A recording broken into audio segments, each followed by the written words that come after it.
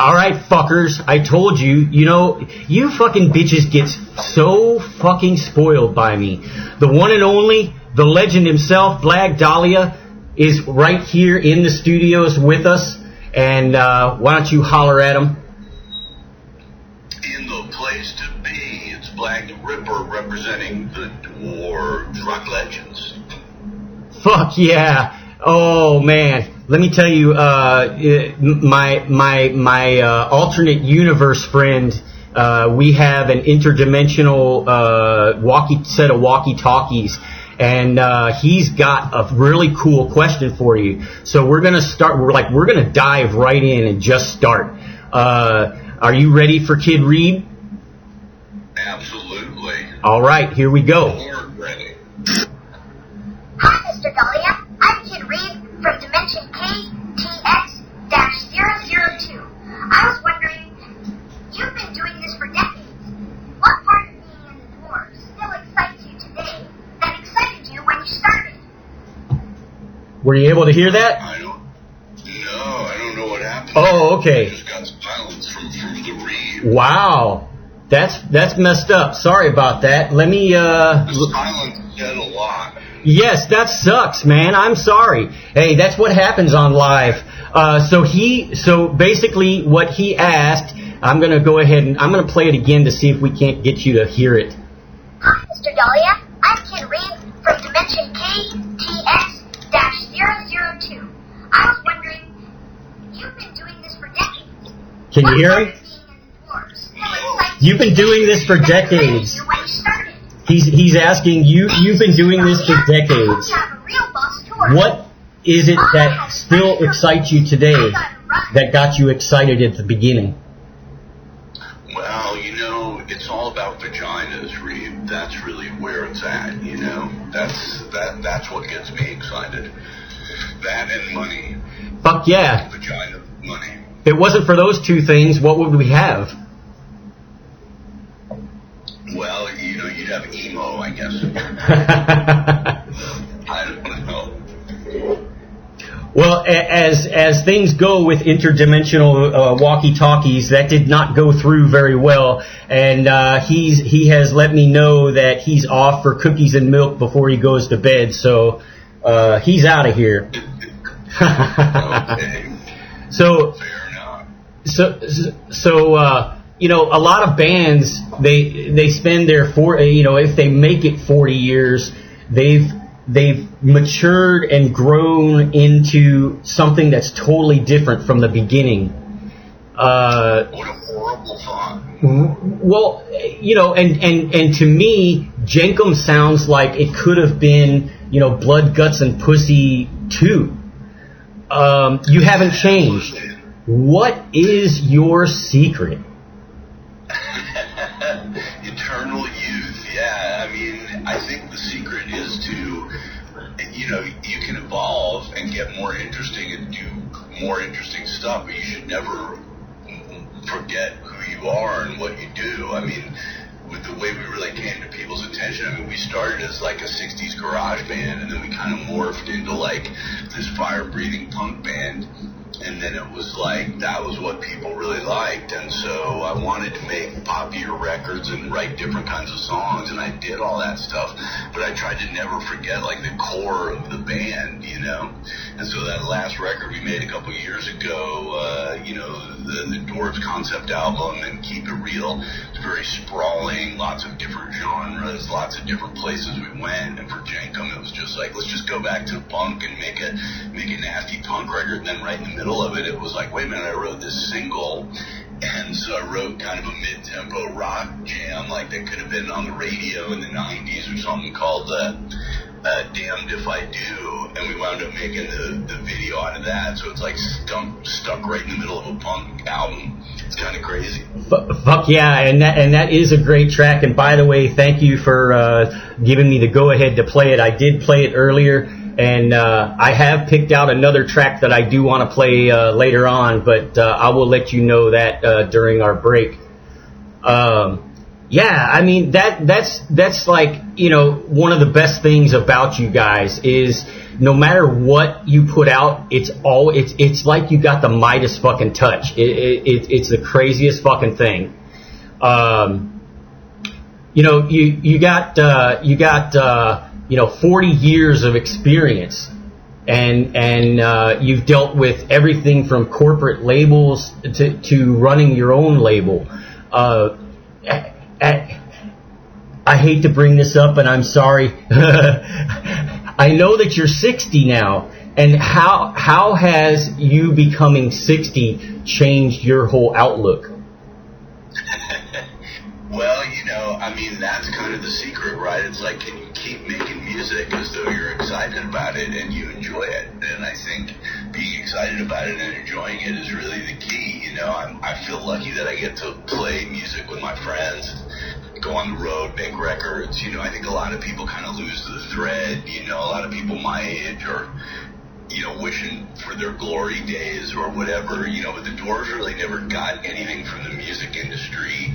We had some record deals, it's true, and we had some of this and some of that, but it was like, you know, we were always kind of left on our own to our own devices, you know, and whereas that frustrated me when I was younger, I really came to appreciate it later, because it's like, you know, we can put the emphasis where it counts, which is just making a cool record, playing a cool show, and, you know, getting to keep all the money instead of sharing it with some label that isn't doing anything for you.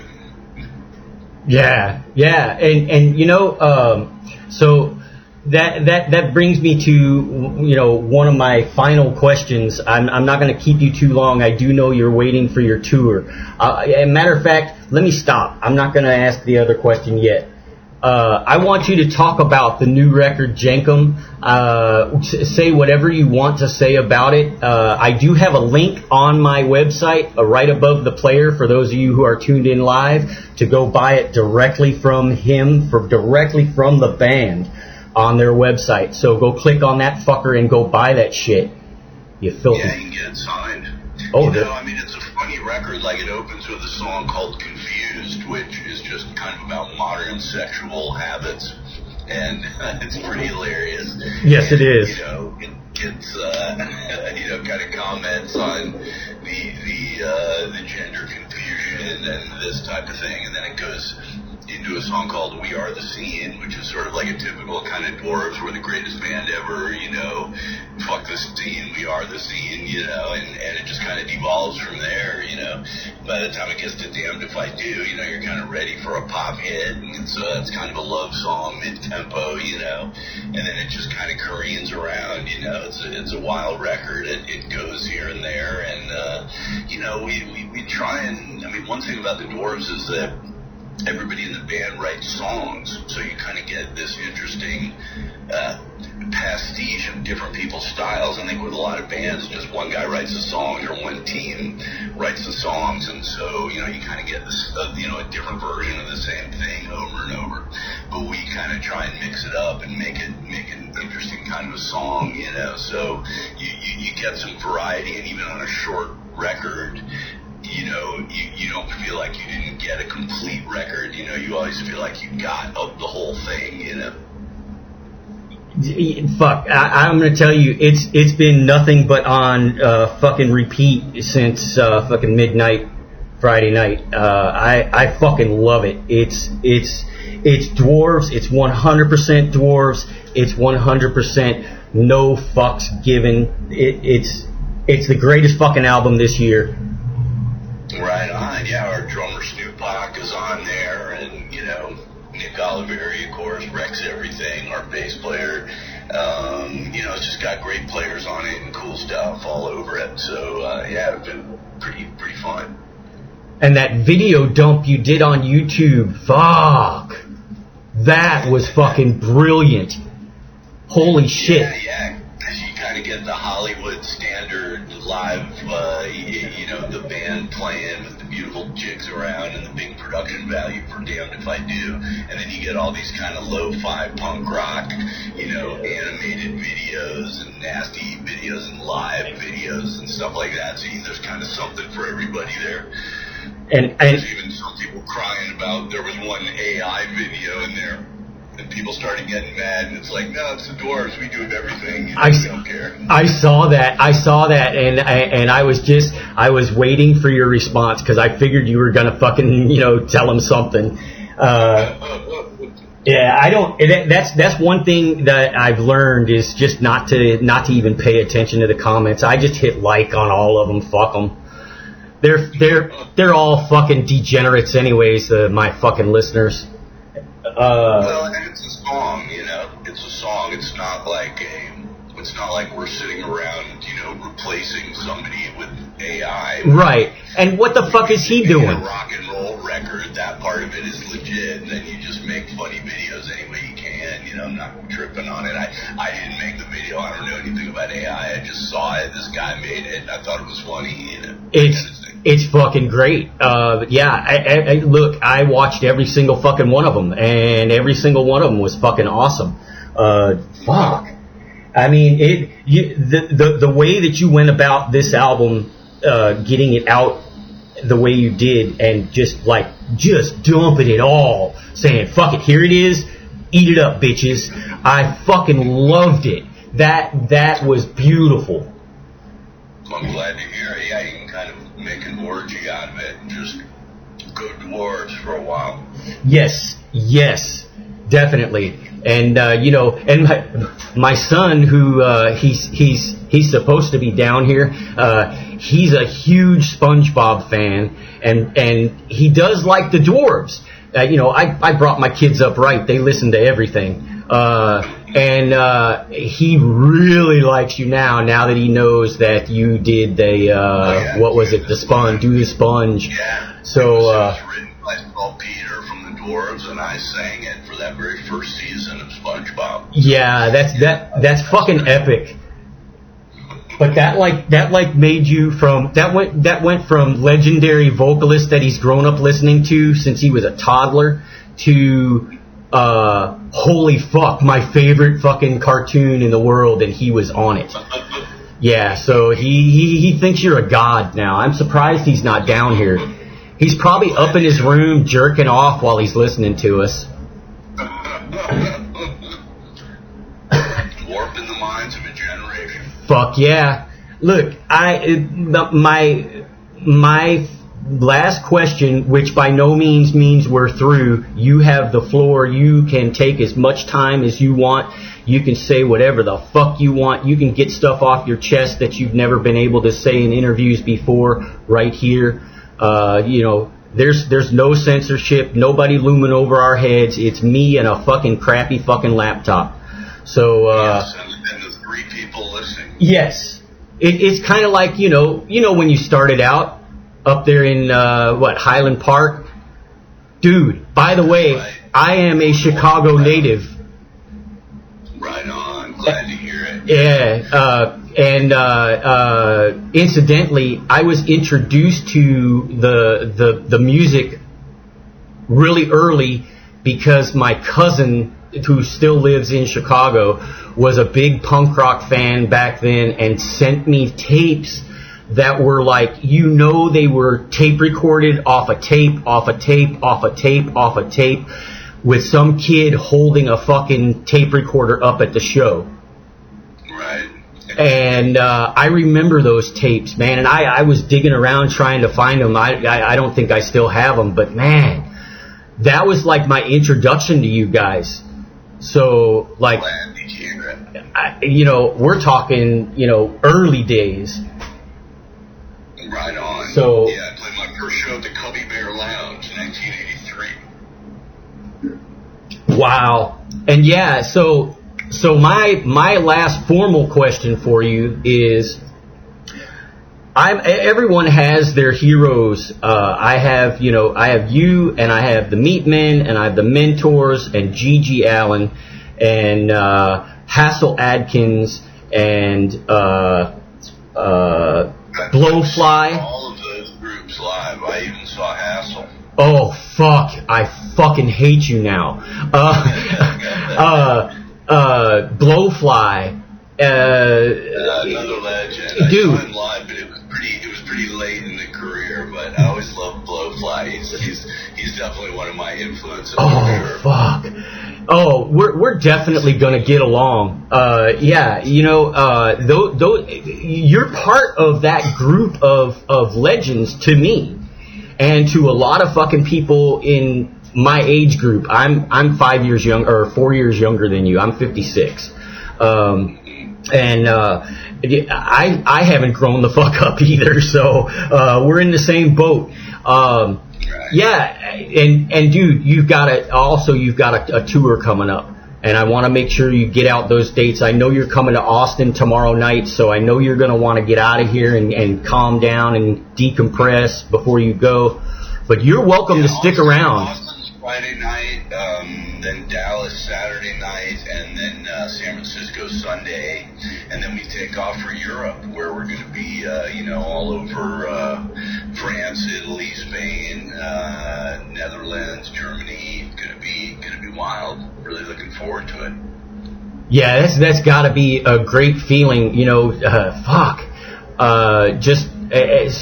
So tell me a little bit more. I know you have more influences than just those. Tell me some of the influences that you... Well, I'm very influenced by sort of early primitive American music, whether it's like, country guys like Jimmy Rogers and Bill Monroe, or whether it's blues guys like, Robert Johnson and Son House and that kind of stuff, early rock and roll, Gene Vincent, Eddie Cochran, and 60s garage stuff, the Chocolate Watch Band, 13th Floor Elevators, 70s glam groups, Sweet, T-Rex, that kind of stuff. Oh, fuck yes. Punk rock, when punk rock came in, my favorite band, the Ramones, and the Misfits were a huge influence on us, and, Gigi Allen, he stayed at my house. I visited him in prison, he was quite a character. I got to kind of live through the early punk era as a fan, and then I got to join it in the mid-'80s, started making records, and, I feel lucky. I've seen a lot of really great groups. Yeah, man, there's some that I'm just fucking completely fucking jealous that you've seen, we're not that far away in age to where, fuck, man, why didn't I get to see them? Yeah, but look, I grew up in a family that they were all musically talented, and everybody liked different styles of music, so I was exposed to a lot of different music from the get-go. And that's it's that kind of thing that shapes your who you are. Music is that way. And I'm assuming that that who you are today is because of your deep desire for music at all times. That's... Yeah, absolutely. My dad was a big fan of, the pop music of the 20s, 30s, 40s. He collected sheet music, My mom liked the Beatles and the Bee Gees and stuff. My brother liked very sophisticated, jazz records, John Coltrane, Roland Kirk, So I just grew up listening to a whole hodgepodge of everything. Oh, sorry, I had to light a cigarette. Yeah, so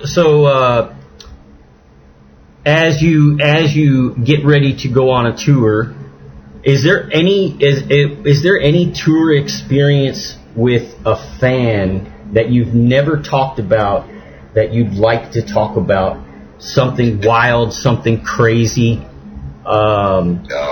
Man, if people know stories, I'll elaborate on it. I don't like to live in the past too much. There's been a lot of intense drugs, sex, violence with the Dwarves, plenty of wild stories, and what I'm always most interested in now is just, people like yourself that are big fans that, understand the legend of the Dwarves, and help us keep it alive, Well, fuck yeah, I definitely do try.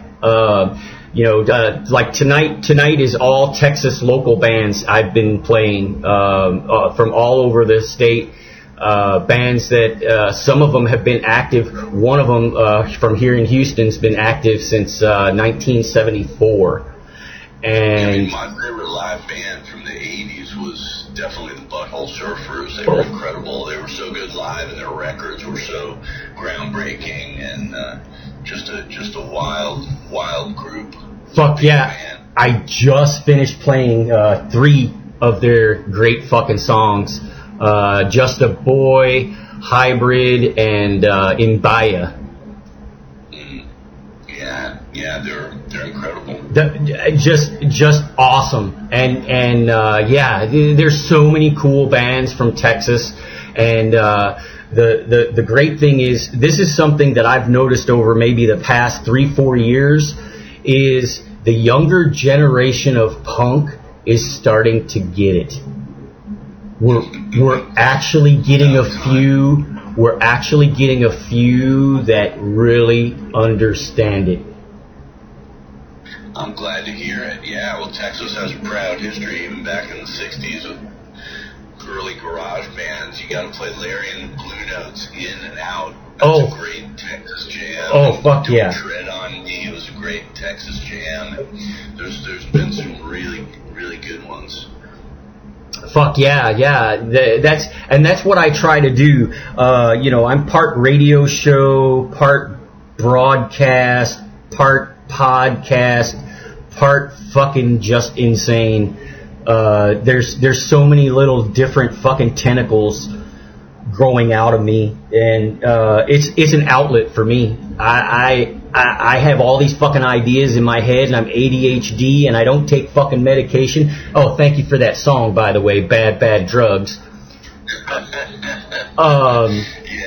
Yeah, and so this is the way I control it all. There's so much going on, and now it's an interdimensional universe. So, fuck. And I'm excited for you guys. I'm excited to see what this record does, because not many bands like yourselves made it 40 years, and not many of them are the same as they were 40 years ago, with also showing growth. So yeah, it's hard to do both. Yeah, I know. I'm very proud of being from the Dwarves. We're the only band like us. I mean, we really are the last punk band and the best one. So and your listeners are lucky that they're getting to hear us tonight. Yeah, I feel the same way. And look, it's undoubtedly true. There's no doubt in that statement at all. And you should be very proud.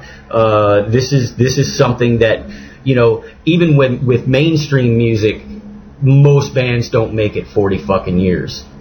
And they do not. They're weak and they fall off, but the Dwarves are still rolling 40 in, and we'll be here 50 in. That's how we do. And I will tell you what, at 50 in, I'm definitely going to, and now don't wait no 10 fucking years to come back, but 10 years from now, we're going to have another fucking conversation like this for sure. Yes. I look forward to it, buddy, and thank you very much for talking to me. Yes. And I love Texas. We'll be there this weekend, so don't forget us. Fuck yeah. Yeah, just to be sure, everybody, there's links to their website on the bottom of the page. Go ahead and click that link. Go check out their tour. It's thedwarves.com. And is there anything else you want to say before you take off? Hey, don't go out in the rain. Don't go out in the rain.